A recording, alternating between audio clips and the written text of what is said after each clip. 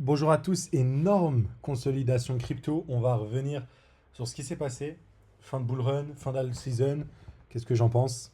C'est parti. On commence du côté Bitcoin. Voilà, bah, sur Bitcoin, ça se passe toujours très bien. Franchement, quand je regarde Bitcoin, c'est exactement ce qu'on racontait, hein. Le fameux bottom ici, enfin, accumulation avec potentiel le trouver ici. On a dit qu'on pouvait retracer. On avait montré les niveaux, on avait même dit qu'on pouvait retourner ici.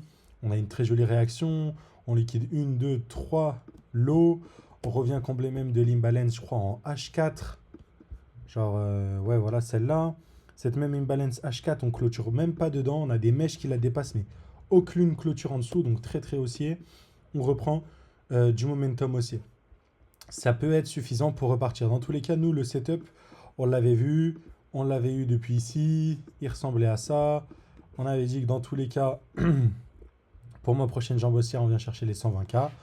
Voilà, et le niveau d'alerte sur Bitcoin est ici. Par contre, sur les alts, c'est tout autre chose, et pour moi, c'est vraiment un excès qui vient d'apparaître.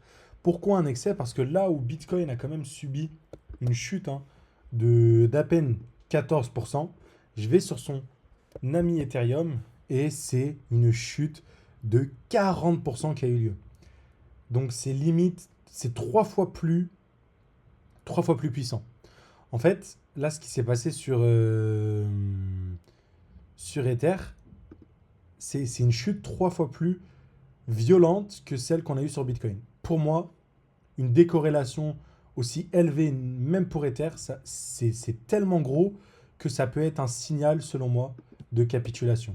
Vraiment, vraiment, vu comment c'est c'est très, très, très, très gros. Donc, côté Ethereum, je vous l'avais dit, sur du weekly, pour moi, dès qu'on cassait ce niveau-là, ça a invalidé notre setup. Il était très cool. C'est le même qu'on avait sur BTC, celui qu'on a joué sur BTC, celui qu'on a joué sur Solana, celui qu'on a joué sur XRP. On l'a joué. Il est passé sur un, il n'est pas passé sur d'autres. Donc, il a été invalidé dès la cassure. Vous avez vu, on a eu une accélération. On avait dit que la prochaine zone à regarder, selon moi, c'était celle-là, parce qu'on avait un lot protégé sur cette accumulation. Au final, encore une fois, même ce lot-là a été cassé et on est venu liquider jusqu'à ces niveaux-là. Donc, on a eu une énorme mèche de liquidation. Bien évidemment, mon trading court terme se sont tous fait sortir ici. Ceux qui ont TP, tant mieux. Ceux qui se sont fait sortir, bah, ils se sont fait sortir à ce niveau-là. Donc là, vous voyez Ether, mais faites l'analogie sur les alts. Donc par exemple, la même chose sur Tao, on est sorti là. Donc ça nous a offert un retracement plus profond pour rejoindre notre trade. Pareil pour Ether. Mais là, globalement, pour moi, vu ce truc-là, c'est signe de capitulation. De plus, on a eu d'énormes liquidations, plus que pendant le Covid ou pendant FTX. Et c'est assez clair. Donc même ces chiffres-là, dites-vous, ils minimisent l'impact des liquidations qu'on a vu. Parce qu'en gros, il y a un problème avec les API, si vous voulez, des exchanges. En gros, Bybit, là, ils affichent que comme quoi il y a tel... Donc dans les dernières 24 heures, c'est 400, 200 millions, et puis tu as le PDG de Bybit qui nous dit en vrai, en réalité, c'était 2 milliards, c'est juste que le truc bug. Et il pense que plusieurs exchanges fonctionnent de la même manière que Bybit et que les chiffres affichés là en termes de liquidation ne sont pas les bons. Donc même là, c'est un grand signal de capitulation aussi pour moi. Et c'est soit tout simplement la fin, c'est-à-dire qu'on aura eu un bull run crypto-monnaie 100% spéculatif, où Bitcoin aura explosé, euh, et certains alts avec de la hype, donc Solana, Tao, Kaspa, donc full spéculatif, parce que certes, il y en a certains qui ont des bons fondamentaux, puis à un moment, plus on dérive du prix, plus on va haut, plus on arrive sur quelque chose qui est très très très spéculatif. Tu vois, donc un sol, oui, sa valeur, c'était pas 8 ni 20 dollars, on est d'accord. Par contre, sa valeur, c'est pas 250, 300 dollars, ok. Et pourtant, c'est les seuls qui performent. Donc pour moi, dans tous les cas, on n'aura pas de bull market tant que TH ne performe pas, ça c'est sûr. Et peut-être qu'on est sur un bull run qui aura juste été que spéculation et qu'au final, les autres altcoins, comme Ethereum, ne vont pas connaître de bull market maintenant, peut-être plus tard. Je pense que Ether sera toujours là dans 5 ans. Ça, pour moi, c'est ma certitude, c'est ma conviction dans laquelle j'investis tous les jours, tous les mois, littéralement. Donc, c'est pour ça que je ne m'inquiète pas à ce sujet-là. Mais c'est possible, encore une fois, que juste on revienne dans un gros range comme ça et qu'on se retape une traversée du désert avant enfin de pourquoi pas repartir. C'est possible? Je ne pense pas. Encore une fois, c'est possible, mais je ne pense pas. Ça, ce serait le scénario catastrophe que tout le monde acclame à l'heure actuelle. Il n'y a pas de bull market. Pour moi, et je vous le rappelle, sur du mensuel qui doit être la time frame de vos investissements. Là, ce qu'on fait sur du daily, du weekly, c'est du swing, voire du day trading, voire de l'intraday. C'est cool d'essayer de spéculer sur des petits mouvements. Sur du long terme, pour moi, les zones sur Ethereum, elles n'ont pas changé. C'est pour ça que moi, quand on me disait 3000 $, est-ce que ça j'achète? Pour moi, on était déjà sur des belles zones, on était dans une belle FVG. Et en plus, là, même sur du long terme, on reste dans des belles zones. Pour moi, le vrai lot, entre guillemets, c'est celui-là. Tant qu'on est entre ce point bas là et ce point haut, parce qu'on n'a toujours pas cassé la structure en mensuel. Je vous le dis, hein, dès qu'on cassera les 4000 $ en mensuel, ce sera très bullish. Pour l'instant, on est toujours entre ce point bas là et ce point haut. Donc on peut littéralement stagner là-dedans. Voilà. Pour l'instant, au vu de ce que je vois sur le marché, c'est très prématuré de faire des conclusions maintenant. Je pense qu'il faut observer au moins quelques semaines de price action. Donc une, deux, trois, 4 semaines, ok, de price action. Ensuite, on pourra faire des conclusions de oui, ça redémarre ou non. Moi, ma spéculation est telle que sur Ether, on va avoir une recovery en escalier. Donc, regardez un peu ce gros dump qu'on a eu ici sur Ether. Bah, ça peut ressembler à un truc similaire. Ou on peut avoir juste une reprise éclair, plus éclair que celle-ci. Toujours en escalier, mais très très très éclair, tout simplement. Pour ma part, on reste toujours haussier. On reste toujours dans une grosse vague comme ça. Ok. Donc on reste toujours haussier. Et je pense qu'on ira chercher aussi ces niveaux-là sur Ether. Donc personnellement, ça n'a rien changé. Cette correction n'a pas changé le fait de me désexposer et de prendre des profits sur un truc comme Ether. Sur d'autres alts, ça a été une prise de profit, mais pas réelle, parce que ces prises de profit ont été réinjectées. Ok. Donc j'ai pas vraiment pris de profit. Donc je suis en fait entièrement exposé au marché toujours. Voilà. Donc au niveau des clôtures weekly, si on arrive à clôturer, donc on est en début de semaine, prématuré à dire. Par contre sur du daily, si on arrive à clôturer sur quelque chose comme ça, c'est intéressant. Il faudra observer dans les prochains jours, mais attendez-vous à une recovery qui est un peu lente comme celle-ci, tout simplement. Je ne sais pas combien de temps elle va durer, mais voilà. En tout cas, côté Bitcoin, ça semble très bien reprendre, ça semble très bien être racheté. Encore une fois, le momentum reste baissier. Donc là, sur du court terme, sur BTC, hein, à observer, on continue à faire des highs comme ça. Donc on peut très bien faire comme ça et mieux chuter. Je ne pense pas. Je pense que le retour ici et la réaction est assez violente pour venir faire peut-être des trucs comme ça, mais hop, reprendre. Et je pense en fait littéralement sur BTC qu'on a une réaccumulation sur du court terme. Donc avant de passer sur les autres alts, une réaccumulation, ou même une accumulation de la sorte, tout simplement, une touche, deux touches au même niveau, une caissière à la baisse, le COS, court terme, je pense qu'il a été fait, le vrai COS se retrouve littéralement ici. Pour moi, si on a ça, vous pouvez vous attendre à une reprise, selon moi, haussière sur BTC. Donc en vrai, je vous donne l'analyse technique, la stratégie, un peu comme, hop, j'attendrai un retour ici, quoi. Je mettrai aussi pourquoi pas des TP partiels là. Mais voilà, j'attends un retour ici. Dès le COS, bon, c'est pas une position qui vaut le coup, comme vous le voyez. Mais voilà, pour moi, dès qu'on a le COS ici, je pense qu'on va venir attaquer les 120 000 $. Ça ferait du bien aux altcoins et je pense même qu'un BTC qui monte et une dominance qui va chuter fera aussi énormément de bien aux altcoins. Ce genre de gros excès baissiers sont vite ravalés déjà de 1. De 2, la plupart du temps, ce sont des très grosses opportunités. Il suffit de regarder aussi le Fear and Greed. Je vous invite à le regarder sur CoinMarketCap. On est aussi dans la peur. Au niveau des liquidations, c'est au rendez-vous. Donc pour moi, rationnellement, c'est bullish. Et même, ça s'achetait sur ces niveaux-là. Même dans le bloc là, on est dans le bloc des 2700. Pour moi, ça s'achète, tout simplement. Donc voilà. Pour continuer aussi sur l'analyse, ce qui est intéressant, c'est qu'on a récupéré ces deux lots-là. Ok. Et que maintenant, il faut simplement observer. Ça n'a rien changé, même si je regarde les autres altcoins en général, même si on a cassé le lot qu'on a pu faire en 2024, en août, au niveau de, je vous rappelle, hein, la time frame d'investissement, pas de trade, d'investissement, on est revenu sur les blocs monthly, mais ça n'a pas invalidé les structures. Donc sur NIR, pour moi, ça reste toujours OK. Sur Theta, pour moi, même en mensuel, on est revenu dans les blocs. Ça reste très positif pour moi aussi. Donc voilà. Tao, c'est pareil. En mensuel, on revient dans la bougie là. Pour moi, on est encore dans une très belle zone d'achat sur Tao. Je suis toujours bullish. Là où je me remettrai en question, c'est à la cassure des 220 dollars sur Tao. Si on n'a pas de cassure des 220 dollars, c'est OK. Par contre, si on a une cassure des 220 dollars, là, je me remettrai en cause. Et là, je peux vous dire que c'est le signal pour moi. En tout cas, vous le voyez sur du mensuel. Le signal bearish qui veut dire que la structure haussière sur Tao est sûrement terminée et qu'on va venir juste redescendre peut-être et restagner, retenter une accumulation avant de repartir, tout simplement. Mais là, pour l'instant, il n'y a aucun signal de ça. Sur Fetch, on a certes cassé ce niveau-là, mais on est toujours dans le bloc mensuel. Donc sur l'investissement, c'est cool. Et en plus, on ne clôture pas en mensuel. Il faut attendre, hein. Le mois de février vient de commencer, je vous le rappelle. Donc il faut attendre encore pas mal de temps. On ne l'oublie pas.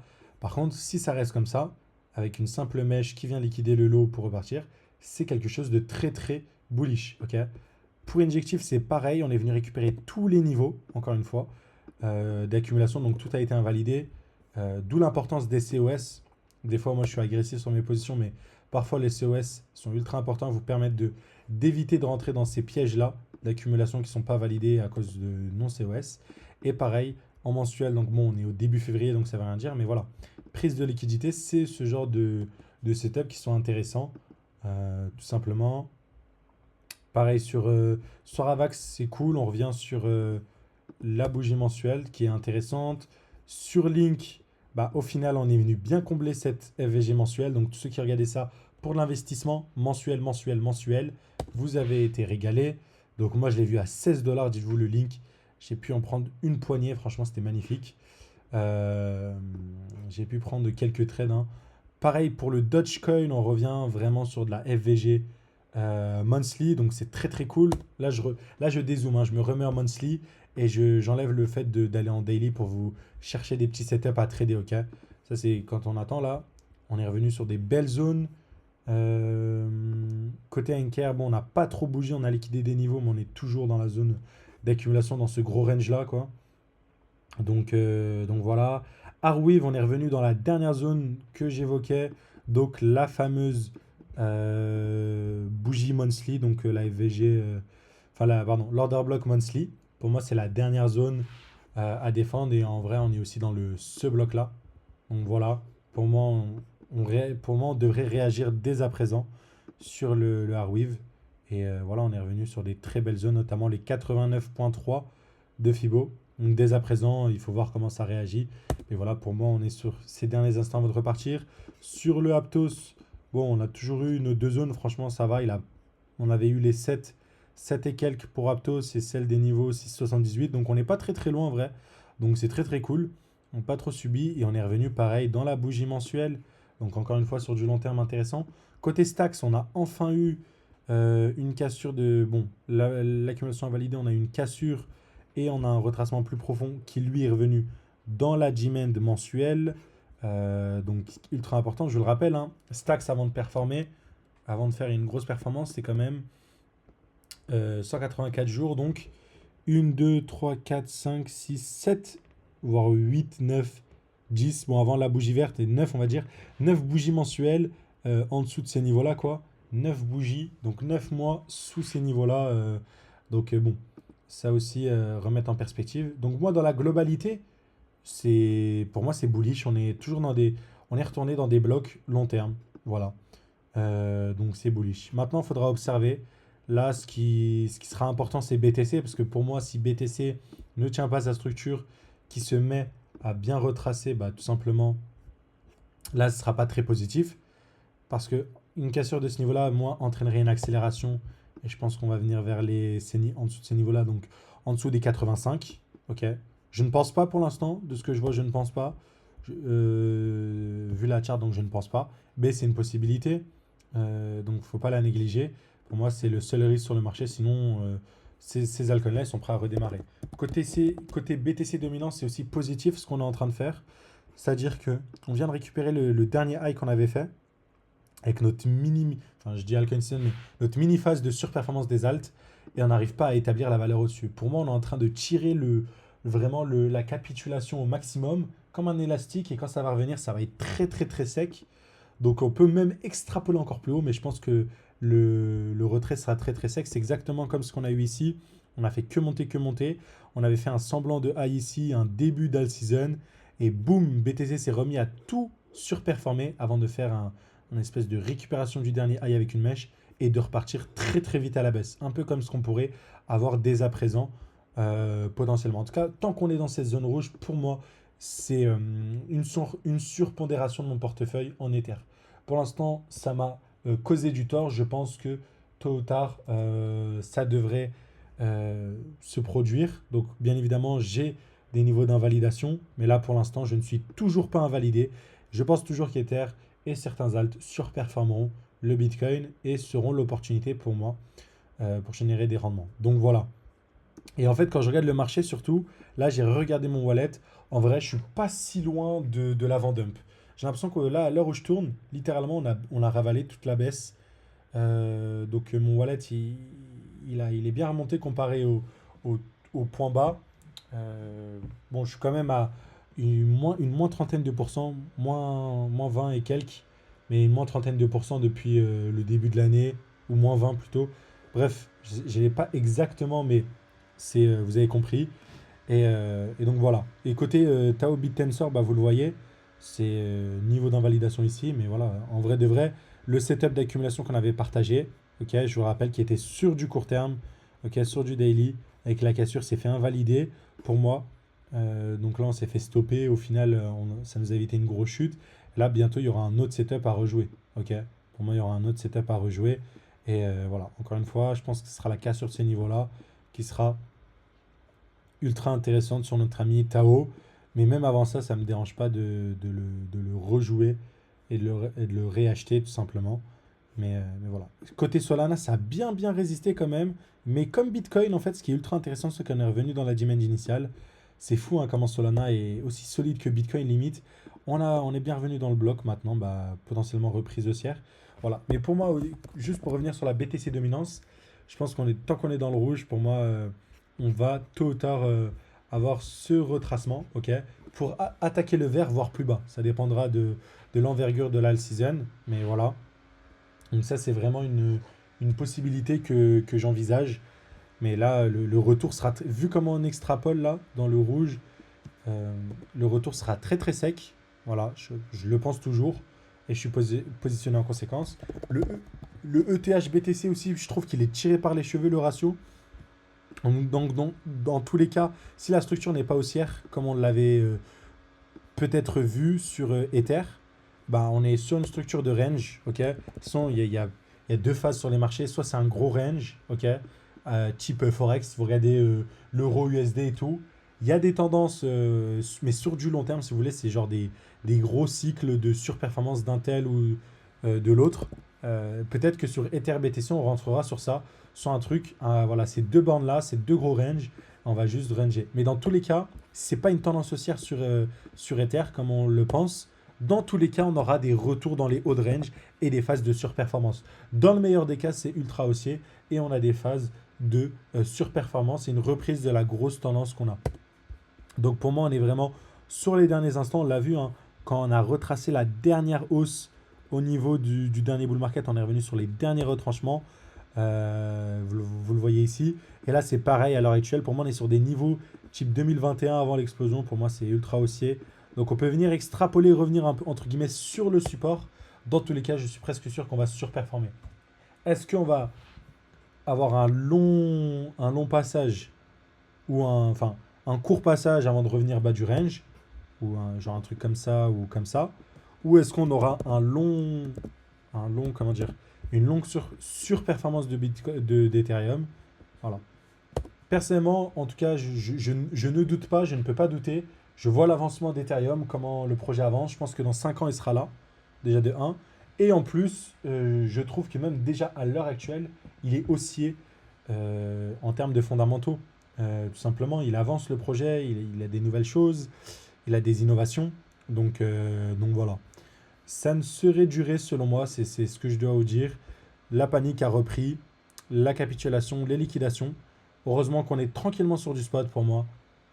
Fermez les écrans et on risque de très vite revenir en fait au niveau où vous étiez là. Et en fait, le truc il sera à peine passé. Dites-vous là, depuis le bottom, c'est 31% qui a été pris. Donc là, dites-vous, on n'est plus si loin par rapport au low. Voilà, quand on a parlé de l'analyse, on est rentré à peu près ici, sur Ether et les alts. Voilà quoi, sur Ether, une 11%. Franchement, on est plus si bas. Même si tu es rentré vers le COS, voilà, tu es à moins 18%. Si je prends le cas du NIR, tu es rentré à peu près ici, sur la demand, voilà, moins 26%. Donc on va dire que là, par rapport à la chute, il fallait pas vendre, il fallait rester calme. Et il faut attendre, selon moi, 2, 3 semaines, voir comment le price action se déroule pour tirer des conclusions de c'était un cycle 100% spéculatif, ce ne l'était pas, tout va reprendre le cours ou tout ne va pas reprendre. Voilà. Et les grands perdants pour moi, c'est ceux qui agiront dans la précipitation sans stratégie et ceux qui ne désaimeront pas. Ceux qui sont en mensuel ont leur niveau, si vous voulez, qu'ils observent. Ils ont fait les recherches nécessaires pour être sur les bons projets qui ne vont pas mourir demain matin. Donc, à part cela, pour moi, il n'y a pas grand-chose d'autre à faire. Donc voilà, tout a été racheté même sur les marchés traditionnels. Ça monte le ton sur BTC. On ne s'enflamme pas, ok. Je vous ai partagé mon potentiel setup court terme, une touche, deux touches au même niveau, une cassure à la baisse, une reprise, qui serait très positif sur l'ensemble du marché. Un BTC qui monte et une BTC dominance qui chute serait aussi ultra positif. On verra, mais en tout cas, pour ma part, rien n'a changé, aucune panique. Et bien évidemment, toujours alerte, mais cette fois quand même sur les timeframes mensuels. Parce que là, en vrai, quand tu regardes sur du daily, on n'est pas si loin des niveaux qu'on a connus, bah, genre il y a 3, 4 jours, quoi. Donc il ne s'est pas, entre guillemets, passé grand-chose, tout a été vite ravalé. Voilà. En tout cas, ceux qui ont pu, c'était une très bonne opportunité. Ceux qui sont déjà positionnés, tant mieux. Et voilà, moi personnellement, pratiquement tout est positionné. J'ai 20% liquide pour trader. Mais vu les positions qu'il y avait à prendre, les retours dans les VG mensuels, bah, j'ai rentré de partout. Dites-vous, le seul bon move des récents jours qui était intéressant, c'était celui qui a liquidé tous les niveaux là, qui m'a permis quand même d'avoir pas mal de liquidité, car je l'ai vendu sur la distribution. Ah là, c'était à coup de rentrer sur du Tao, c'était à des coups à rentrer sur Link, sur APT, sur la dernière zone de Arweave. Et voilà, maintenant on va patienter. Bien sûr, je vous dis pas à 100% que ça va reprendre. Aucune garantie. Pour moi, c'est la vision que j'en ai. Et bien sûr, si je me trompe, bah, je le dirai ici. Je me suis trompé. Je fais une refonte complète de mon portfolio. J'accepte mes pertes. Mais là, pour le coup, il y a pas grand-chose à faire, pas grand-chose à dire. Et simplement à patienter. Voilà, voilà. Courage à ceux qui ont résisté et ceux qui ont vendu. Attention à vous. Euh, c'est vraiment pas dans la précipitation qu'il faut agir. Attendez 2, 3 semaines avant de tirer des conclusions parce qu'il n'y a aucune conclusion à tirer. Et voilà quoi. Et observez BTC au niveau des 88K. Voilà. Donc moi, ma prévision BTC, un lot à 89, elle tient. Je pensais la même sur Ethereum, ça n'a pas été le cas. Mais pour moi, ça ne change pas le fait que malgré ça, on peut reprendre, surtout vu le mensuel. Il faudra juste attendre des confirmations court terme si on veut reprendre des positions comme habituellement. Voilà, bref, rien de nouveau. On a traversé des tempêtes. J'étais là au bear market, j'ai tradé le bear market. Donc voilà. En tout cas, ça faisait très longtemps que je n'avais pas vu ça, mais pour moi, c'est très positif pour une reprise haussière et violente. Observons wait and see. En tout cas, c'était historique ce qu'on a vu. Je devais faire une vidéo et je devais aussi récapituler un peu tout pour tout le monde. Donc voilà. Encore une fois, pas de conseil d'investissement. Je vous partage ma vision et comment je gère moi mon analyse technique et mon capital. Si jamais vous voulez plus de détails, vous avez l'école dans la description et les signaux. Encore une fois, tous les signaux, on les a envoyés. Il y avait des signaux long terme, plus court terme. Le fait d'avoir un stop loss nous a permis de couper la position et d'être liquide au meilleur des moments. Littéralement, la position que je partageais m'a permis de vendre ici. Donc j'ai pris mes pertes. Donc les pertes, elles étaient d'environ voilà, dizaines de pourcents sur Ether. Mais derrière, ça m'a évité un moins 28% et ça m'a laissé des liquidités pour pourquoi pas rentrer plus bas ou même reprendre un setup. Mais en tout cas, ça m'a permis d'avoir énormément de liquidités. On en reparlera de la gestion des stop loss et des COS parce que de cette chute, il y a beaucoup d'enseignements à en tirer. Et voilà, voilà. Allez, agréable journée. À très très vite. Abonnez-vous, rejoignez-nous. Ciao, ciao.